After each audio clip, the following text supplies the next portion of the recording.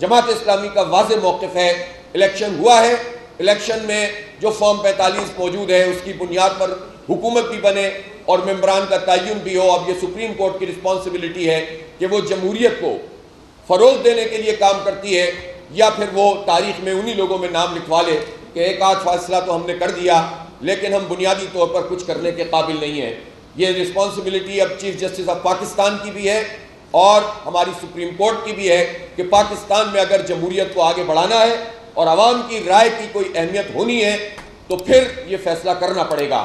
اور دوسری بات یہ ہے کہ آپ ابھی ریاست کی بات کر رہے تھے، دیکھیں ہمارے ہاں یہ بھی ایک فیشن ہو گیا ہے کہ ہم کہتے ہیں ریاستی ادارہ، اور ریاست نے یہ کہہ دیا، حکومت نے یہ کہہ دیا۔ ریاست کیا ہے؟ ریاست کا مطلب عوام ہے، حق حکمرانی کا نام ریاست ہوتا ہے۔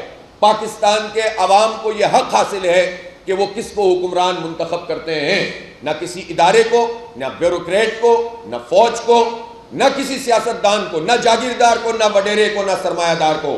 یہ حق پاکستان کے عوام کا ہے، یہ حق حکمرانی ہے جو اپنے ووٹ کی طاقت سے وہ کسی کو منتخب کرتے ہیں، اور اس ووٹ کی طاقت کے عمل کو جب پامال کیا جاتا ہے، جب اس کے اوپر سرمایہ کی طاقت سے قبضہ کیا جاتا ہے، جب اس پر فزیکل طاقت سے قبضہ کیا جاتا ہے، جب اس کے اوپر پوری حکومتی مشینری کے ذریعے سے قبضہ کیا جاتا ہے تو پھر یہ حق حکمرانی چھن جاتا ہے۔ اس لیے ریاست کا مطلب پاکستان کے عوام ہیں، پاکستان کا ایک ایک فرد ریاست ہے۔ اس ریاست کا تحفظ کرنا ہماری ذمہ داری ہے اور اس کے لیے اسٹرگل کرنا ہماری ذمہ داری ہے، اور بارز نے ہمیشہ اس کام کو انجام دیا ہے۔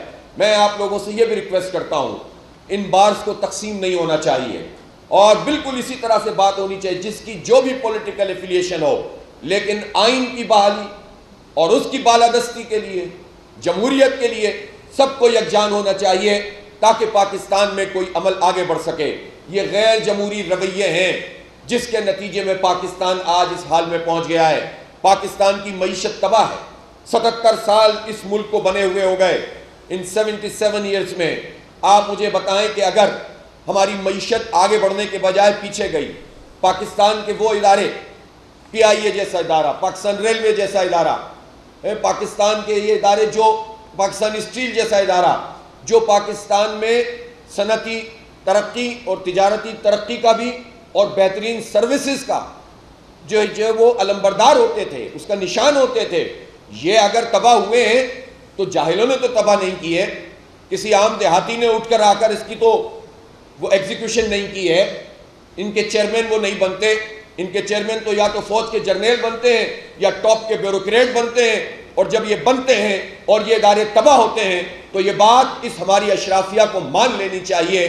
77 سال حکومت کرنے والے ڈکٹیٹرز اور ڈکٹیٹرز کی گود میں پلنے والے سیاستدان ناکام ہو چکے ہیں، جاگیردار ناکام ہو چکے ہیں، سرمایہ کی طاقت سے آنے والے ناکام ہو چکے ہیں۔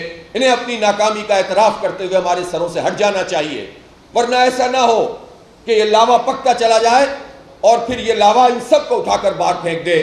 یہ صرف جذباتی باتیں نہیں ہیں، دنیا کے حالات ہم دیکھ رہے ہیں۔ جب آپ بالکل گردن کے اوپر پیر رکھ دیتے ہیں تو اس کے علاوہ اور کوئی راستہ نہیں ہوتا کہ لوگ پھر بالکل بے قابو ہو جاتے ہیں۔ حالات کو بے قابو ہونے سے بچایا جائے اور عوام کو ان کا حق دیا جائے۔ یہ کیا تماشا ہے؟ لوٹ مار آپ کریں، عیاشیاں آپ کریں، گاڑیاں آپ کی فری چلیں، بجلی آپ کو فری ملے، پیٹرول آپ کا فری ہو، ایک مخصوص چھوٹا سا طبقہ ہو ٹیکس آپ نہ دیں۔ میں پوچھنا چاہتا ہوں کہ پاکستان میں وہ جاگیردار طبقہ جس کی 100 ایکڑ سے زیادہ زمین ہے، 50 ایکڑ سے زیادہ، میں چھوٹے کسان کی بات نہیں کر رہا، چھوٹے کاشتکار کی بات نہیں کر رہا، اس نے کتنا انکم ٹیکس دیا ہے؟ 4-5 ارب روپے دیا ہے، اور اس کے پاس 40% کلٹیویٹڈ لینڈ ہے پاکستان کی، اس نے 4-5 ارب روپے ٹیکس دیا ہے۔ تنخواہ دار طبقہ جو پرائیویٹ سیکٹر میں ہے یا سرکاری سیکٹر میں بھی ہے، اس نے 375 ارب روپے انکم ٹیکس دیا ہے۔ تو تنخواہ دار مڈل کلاس کو 375 ارب روپے دے، اور جاگیردار جس کی صرف زمین ہی نہیں ہے بلکہ وہ اپنی شوگر ملیں بھی وہی رکھتے ہیں، ڈسٹلری بھی انہی کی ہوتی ہے، اور پورے نظام پر بھی گرفت ان کی ہوتی ہے، جونیئر پارٹنر بھی اسٹیبلشمنٹ کے وہی ہوتے ہیں، وہ جاگیردار طبقہ 4 سے 5 ارب روپے انکم ٹیکس دے رہا ہو تو یہ ظالمانہ نظام ہے، یہ جاگیرداری نظام ہے۔ اس نظام کے خاتمے کے بغیر پاکستان نہیں پنپ سکتا. اس کے لیے ہمیں مل کر آواز اٹھانی ہوگی, لینڈ ریفارمز کرنی ہوں گی. انگریزوں کے شاگرد ہیں, چلے آ رہے ہیں. یہ جاگیریں بڑی تعداد میں وہ لوگ ہیں دیکھیں جو اپنی محنت سے, اپنے سرمایہ سے زمین خریدتا ہے, اس میں کاشت کرتا ہے, میں اس پہ کوئی اعتراض نہیں ہے. لیکن اگر انگریزوں کا ساتھ دینے اور لوگوں سے غداری کے نتیجے میں جن خاندانوں کو زمینیں ملی کہ گھوڑا چلاتے جاؤ اور زمین لیتے جاؤ, صرف کام تمہارا یہ ہے کہ تمہارے جو گھوڑے ہیں اور جو تمہاری فوج ہے اسے انگریز کا ساتھ دینا ہوگا اور مقامی لوگوں کو ختم کرنا ہوگا, ان کو اٹھنے نہیں دینا ہوگا. اس بنیاد پہ جن خاندانوں کو جاگیریں ملی وہ ان خاندانوں کی نہیں, یہاں کے کسانوں کی جاگیریں ہیں, یہاں کے مزدوروں کی جاگیریں ہیں, ان میں تقسیم ہونی چاہیے. اس کے بغیر آپ سیاست پہ سے جاگیرداری قبضے کو ختم نہیں کر سکتے.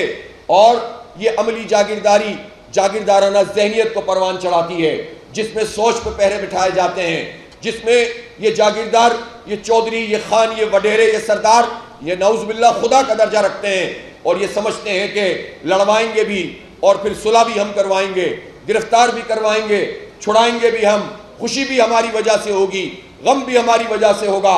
نعوذ باللہ اس حیثیت میں چھوٹا چھوٹا جاگیردار ہوتا ہے اور اپنے علاقے کا اتنا بڑا وہ خدا بن کر بیٹھنے کی کوشش کرتا ہے. یہ مائنڈ سیٹ ختم کرنا ہوگا اور یہ مائنڈ سیٹ اسٹیبلشمنٹ کو بھی ختم کرنا ہوگا. یہ مائنڈ سیٹ پاکستان کے سیاستدانوں کو بھی ختم کرنا ہوگا, تبھی ہم آزاد ہو سکیں گے. اس لیے ہم یہ سمجھتے ہیں کہ کھاؤ تم, ٹیکس تم نہ دو اور بوجھ کون ادا کرے, بوجھ پاکستان کے عوام ادا کریں. آپ سب جہاں جن گھروں میں رہتے ہیں, جہاں چلتے پھرتے ہیں, یہ مڈل کلاس لوگ ہیں, یہ تھوڑے سے اپر مڈل کلاس لوگ ہوں گے, یہ متوسط اور لوور مڈل کلاس کے لوگ ہوتے ہیں. یہ مڈل کلاس لوگ کہاں جائیں؟ یہ ریاست اور حکومت جو اپنے آپ کو ریاست اور حکومت کہتی ہے, اس کی بنیادی ذمہ داری ہے کہ جب یہ ٹیکس لیتی ہے تو ہمارے بچوں کو کوالٹی ایجوکیشن فری دینا ان کی ذمہ داری ہے.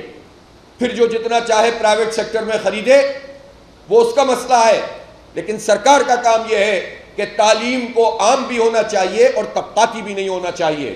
یکساں نصاب کی بات نہیں ہے, وہ تو ہونا ہی چاہیے, یکساں نظام بھی ہونا چاہیے کہ 2000 روپے والے کی الگ تعلیم, 10,000 کی الگ تعلیم اور 50,000 اور ڈالر میں فیس دینے والوں کی الگ تعلیم. وہ الگ طبقہ بنے گا, یہ الگ طبقہ بنے گا. غریب کہاں جائے گا, مڈل کلاس کہاں جائے گا؟ اس کے لیے تو مواقع آپ ختم کر رہے ہیں اور ذہنوں میں 25 کروڑ لوگوں کے ذہنوں میں یہ بات ڈال دو کہ تعلیم اگر دلانی ہے بچوں کو تو اس کو خریدنا پڑے گا. تعلیم خرید کی چیز نہیں ہے, کموڈیٹی نہیں ہے. مسلمانوں کی 1400 سال کی ہسٹری میں کبھی ایسا نہیں ہوتا تھا. اچھی اور معیاری تعلیم اور ایک جیسی تعلیم پاکستان کے ہر بچے کا حق ہے.